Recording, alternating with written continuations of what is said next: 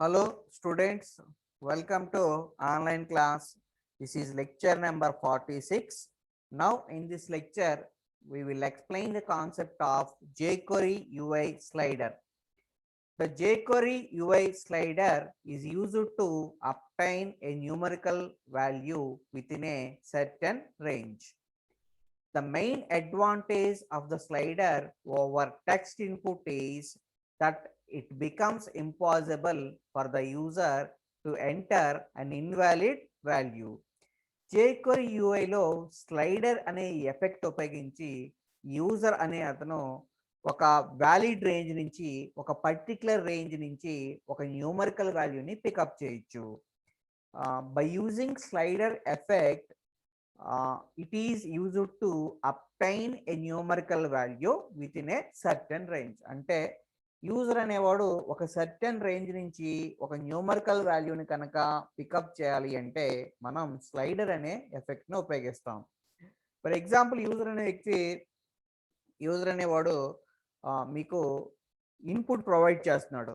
అలా input provide చేయడానికి ఒక టెక్స్ట్ ఫీల్డ్ని ఉపయోగిస్తున్నాడు. ఆ టెక్స్ట్ ఫీల్డ్ ఉపయోగించేటప్పుడు యూజర్ అనేవాడు వ్యాలిడ్ వాల్యూని ఎంటర్ చేయొచ్చు లేదా ఇన్వాలిడ్ వాల్యూని కూడా ఎంటర్ చేయడానికి అవకాశం ఉంది.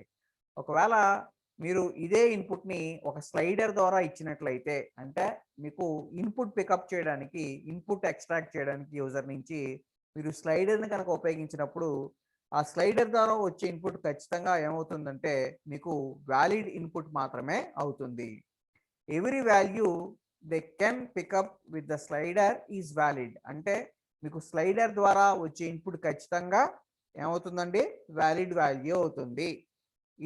It has an advantage over text input. అంటే టెక్స్ట్ ఫీల్డ్లో ఇన్పుట్ తీసుకునే బదులు స్లైడర్ ఉపయోగించి మీరు ఇన్పుట్ తీసుకుంటే ఖచ్చితంగా మీకు అది అడ్వాంటేజ్ అవుతుంది. ఎందుకు అడ్వాంటేజ్ అవుతుందంటే యూజర్ అనేవాడు ఇన్వాలిడ్ వాల్యూని ఎంటర్ చేయడం పాసిబుల్ కాదు.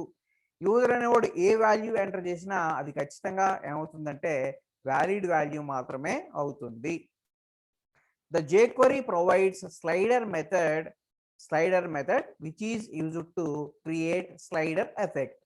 This method changes the appearance of HTML elements in the page and adds new CSS classes that give them the appropriate style.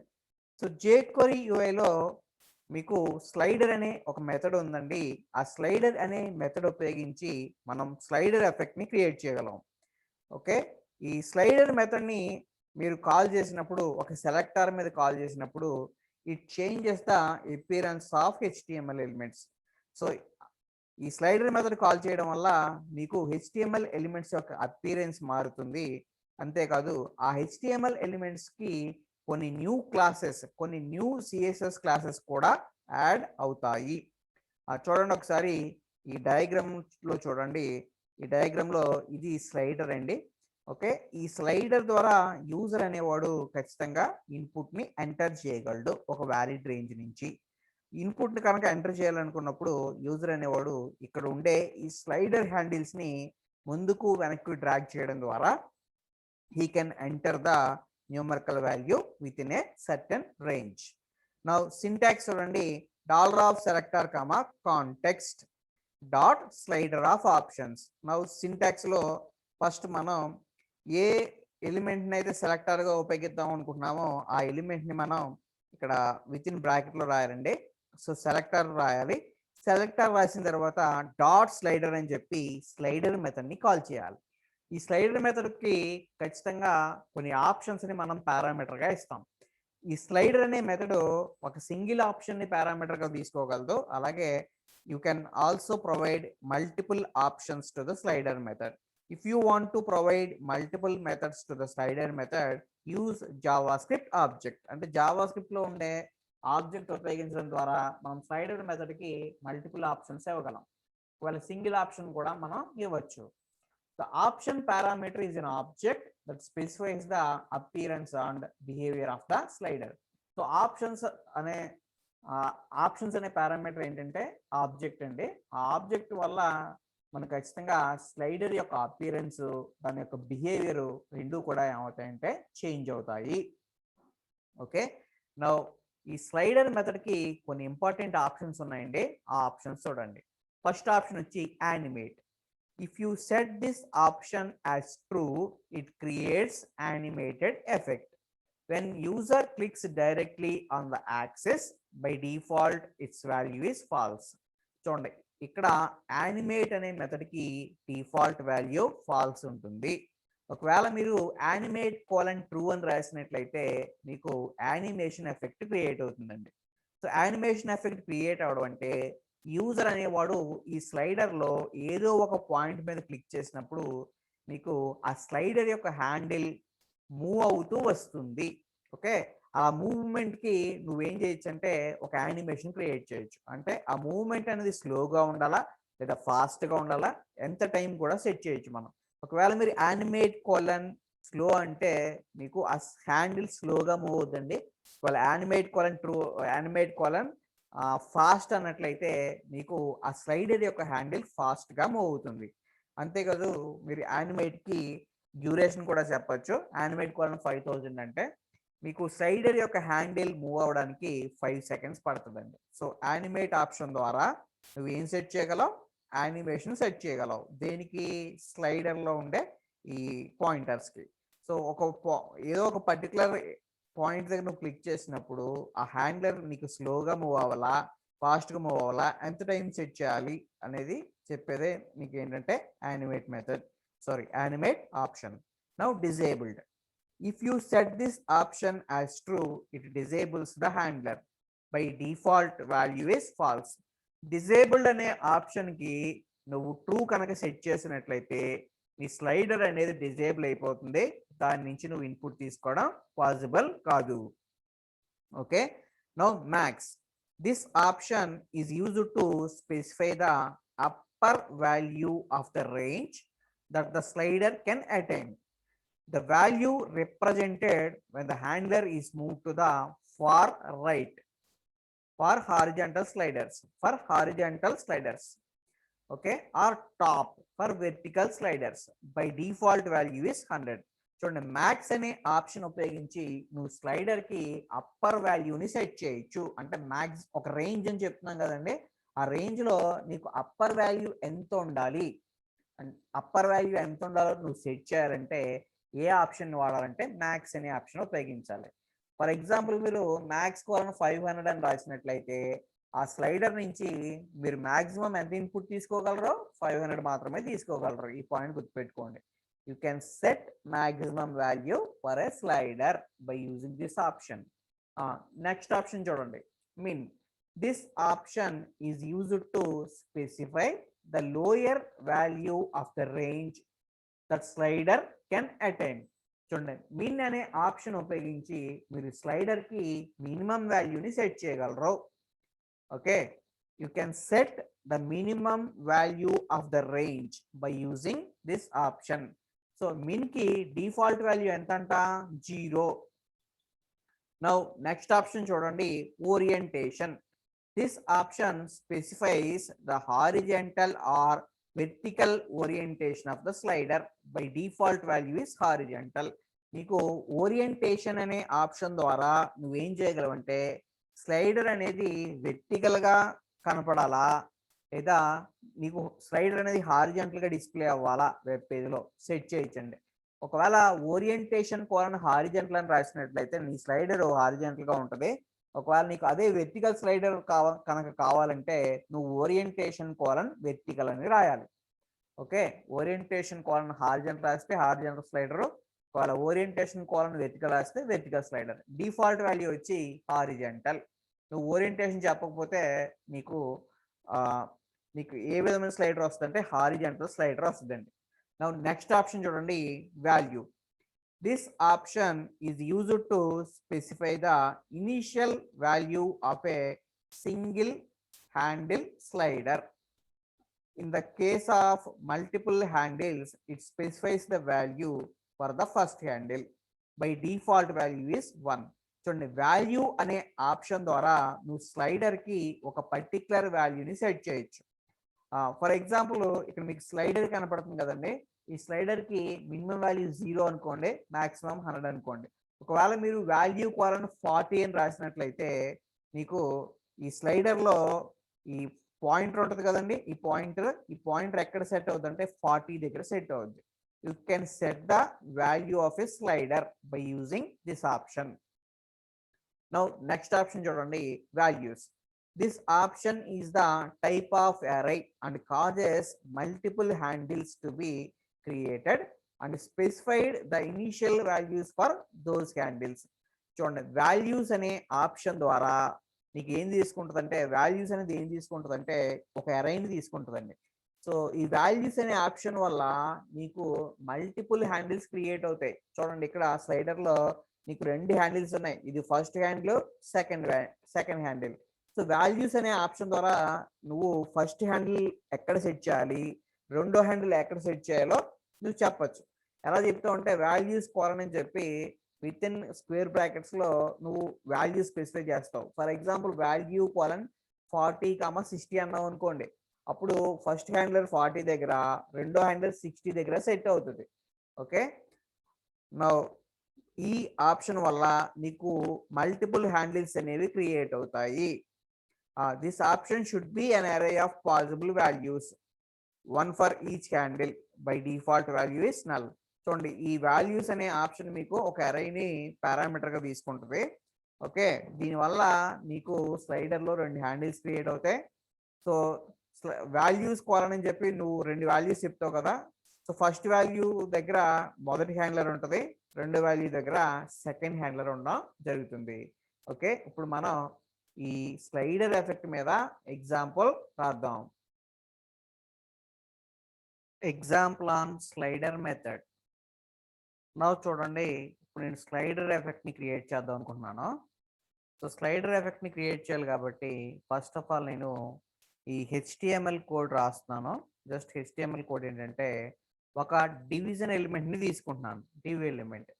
Let us say div id equal to అని చెప్పి, okay, div id equal to అని చెప్పి నేను ఏం రాస్తున్నానంటే ID1 అని రాశాను, ID1. Okay, నా ఇప్పుడు నేను జస్ట్ ఈ డివ్ ఎలిమెంట్ని క్లోజ్ చేస్తాను. నా చూడండి, ఇప్పుడు నాకు స్లైడర్ ఎఫెక్ట్ కనుక రావాలి అంటే నేను స్లైడర్ అనే మెథడ్ని కాల్ చేయాలి. సో ఎలా కాల్ చేస్తానండి, సో నా సెలెక్టర్ ఏంటంటే ID1 కాబట్టి ఏం రాస్తానంటే $ID1, ఓకే, డాట్ స్లైడర్ అని కాల్ చేయండి. $ID1 dot slider. నా చూడండి, ఇప్పుడు ఎప్పుడైతే మీరు $ID1 డాట్ స్లైడర్ అన్నారో ఆటోమేటిక్గా మీకు స్లైడర్ ఎఫెక్ట్ క్రియేట్ అవుతుంది. ఒకసారి సేవ్ చేసి బ్రౌజర్లోకి వెళ్ళండి. బ్రౌజర్లోకి వచ్చి ఒకసారి జస్ట్ రిఫ్రెష్ చేయండి. చూడండి, ఇక్కడ మీకు స్లైడర్ ఎఫెక్ట్ కనబడుతుంది కదా. సో స్లైడర్ ఎఫెక్ట్ ఉపయోగించి మీరు ఏం చేయొచ్చు అంటే, ఈ పాయింటర్ని మీరు ముందుకి వెనక్కి ఆటోమేటిక్గా డ్రాగ్ చేసి, ఓకే, మీరు ఒక న్యూమరికల్ వాల్యూని అంటే ఒక పర్టికులర్ రేంజ్ నుంచి ఏదైనా ఒక న్యూమరికల్ వాల్యూని మీరు అప్టైన్ చేయొచ్చు. నా ఇప్పుడు ఈ స్లైడర్ మెథడ్కి కొన్ని ఆప్షన్స్ ఉంటాయి, ఆ ఆప్షన్స్ గురించి ఒకసారి చెప్పుకుందాం. సో ఫస్ట్ ఆప్షన్ వచ్చండి డిజేబుల్డ్ అనే ఆప్షన్ ఉంది. నేను డిజేబుల్డ్ కోలన్ ట్రూ అని రాశాను అనుకోండి, డిజేబుల్డ్ కోలన్ ట్రూ అని రాస్తే నాకు స్లైడర్ అనేది ఏమైపోతుందంటే డిజేబుల్ అయిపోతుంది. ఓకే, సో స్లైడర్ ఎప్పుడైతే డిజేబుల్ అయిందో నువ్వు దాని నుంచి ఇంకొక వాల్యూని, కొత్త వాల్యూని పికప్ చేయడం పాసిబుల్ కాదు. ఎప్పుడు డిజేబుల్డ్ కోలన్ ట్రూ రాస్తే. ఒకవేళ ఎప్పుడు కూడా డిజేబుల్డ్ ఆప్షన్కి డిఫాల్ట్ వాల్యూ ఏముంటుందంటే ఫాల్స్ ఉంటుంది. నువ్వు స్లైడర్ నుంచి ఏదైనా వాల్యూని కనుక పికప్ చేద్దాం అనుకున్నప్పుడు నువ్వు డిజేబుల్డ్ ప్రాపర్టీని ఫాల్స్గా ఉంచాలి. ఎప్పుడైతే డిజేబుల్డ్ కోలన్ ఫాల్స్ అన్నానో ఇప్పుడు నాకు స్లైడర్ నుంచి నేను ఏదైనా వాల్యూని పికప్ చేయగలను. Okay, so disabled colon true రాస్తే స్లైడర్ ఏమైపోతుంది, డిజేబుల్ అయిపోతుంది. సో ఈ పాయింట్ మీరు గుర్తుపెట్టుకోండి. నా నెక్స్ట్ ఆప్షన్ చూడండి, ఇక్కడ మిన్ అనే ఆప్షన్ ఉంది, మీకు ఆల్రెడీ తెలుసు. సో స్లైడర్కి మనం ఏం చేయొచ్చు అంటే, ఒక పర్టికులర్ రేంజ్ నుంచి వాల్యూని పికప్ చేసేటప్పుడు మినిమం వాల్యూని మనం ఆ స్లైడర్లో మినిమం ఎంత ఉండాలి, మాక్సిమం ఎంత ఉండాలి చెప్పచ్చు. నా మిన్ కోలన్ 0 అని అనుకోండి, ఎప్పుడైతే మిన్ కోలన్ 0 అన్నానో ఆటోమేటిక్గా నాకు మినిమం వాల్యూ ఎంత అవుద్దంటే 0 అవుద్దండి. ఓకే, అలాగే నేను మ్యాక్స్ డిఫాల్ట్ వాల్యూ ఎంత అంటే 100. నా నేను మ్యాక్స్ కోలన్ ఎంత అని రాస్తున్నానంటే 500 అని రాస్తున్నా. ఎప్పుడైతే మ్యాక్స్ కోలన్ 500 అన్నానో నాకు మాక్సిమం వాల్యూ వచ్చి ఎంత అవుతుందంటే 500 అవుతుందండి. ఓకే, ఇది మినిమం వాల్యూ, ఇది maximum value. Now next value అనే ఆప్షన్ ఉంది.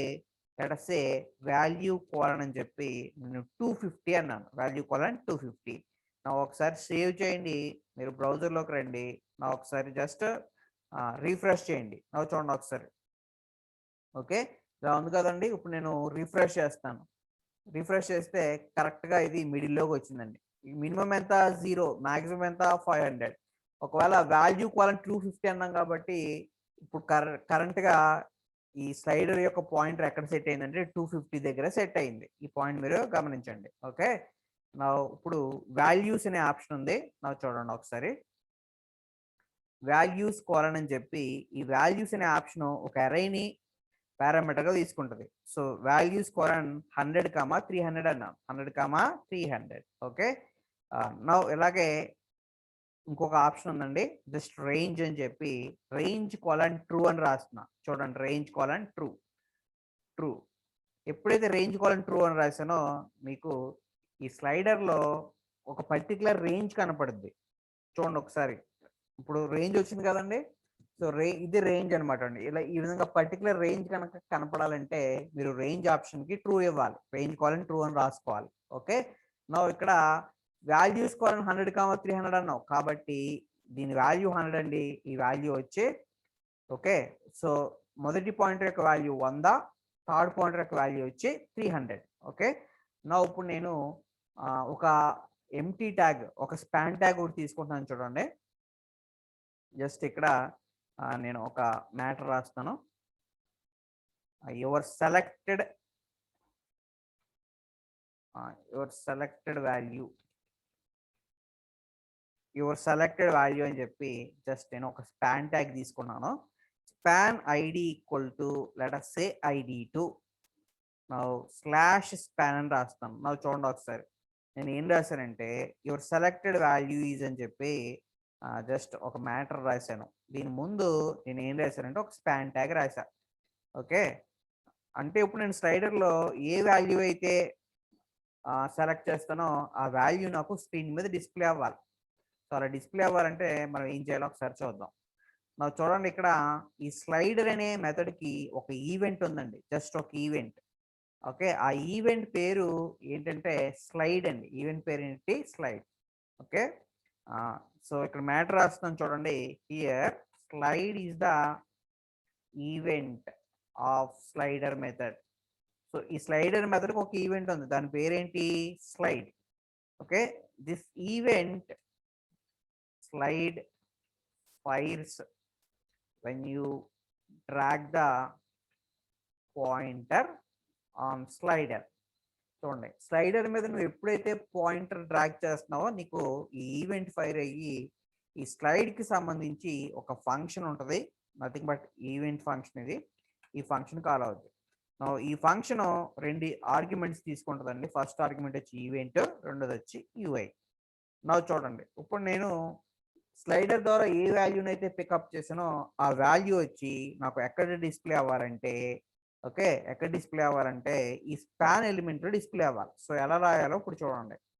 సో ఇప్పుడు స్పాన్ ఎలిమెంట్ యొక్క కంటెంట్ నేను మార్చాలి కాబట్టి ఏ విధంగా రాస్తానంటే ఓకే, సో ఏ విధంగా రాస్తానంటే $స్పాన్ ఓకే, ఐడి వాల్యూ చెప్పాం కదండి. స్పాన్కి ఈ స్పాన్కి ఐడి వాల్యూ ఎంత చెప్పామండి? ID2. కాబట్టి మనం సెలెక్టర్గా #ID2 అని రాద్దాం. $ID2. ఓకే, సో స్పాన్లో మీకు వాల్యూ సెట్ చేయాలంటే టెక్స్ట్ మెథడ్ని కాల్ చేయాలి. $ID2 .text అని చెప్పి నువ్వు ఏం రాయాలంటే జస్ట్ UI.value అని రాయి. ఓకే, ఇక్కడ UI.value అంటే here UI.value refers value of the slider. Okay, so ఎన్నో వాల్యూ అంటే మీకు ఫస్ట్ పాయింటర్ వాల్యూ అవుద్దండి. First pointer value. Okay, so value of the slider యొక్క వాల్యూ అవుతుంది. ఈ పాయింట్ గుర్తుపెట్టుకోండి. ఒకసారి సేవ్ చేయండి. మీరు బ్రౌజర్లోకి రండి. ఒకసారి రిఫ్రెష్ చేయండి. యువర్ సెలెక్టెడ్ వాల్యూ వచ్చింది కదా.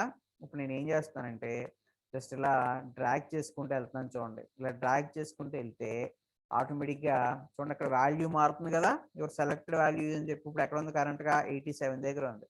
ఓకే, నా ఇప్పుడు ఎలా డ్రాగ్ చేసుకుంటే నేను 430, మ్యాక్సిమం ఎంత 500.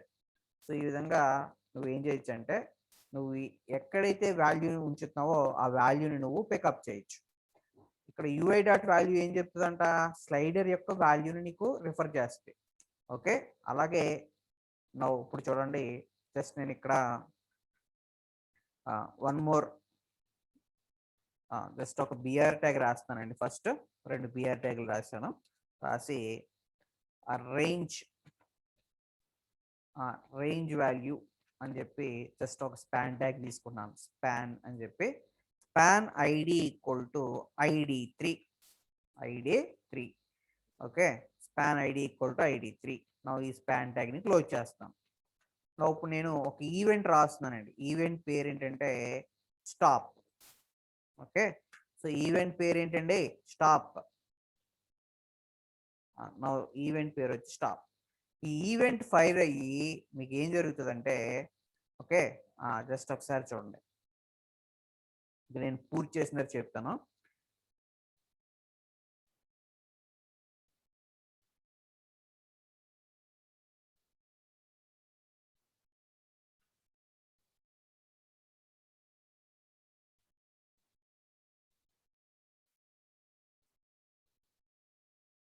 నా చూడండి, here stop is also event and it fires when you stop the dragging on slider. అంటే స్లైడర్ మీద నువ్వు పాయింటర్ని డ్రాగ్ చేయడం అయిపోయిన తర్వాత ఈ స్టాప్ అనే ఈవెంట్ ఫైర్ అవుతుంది.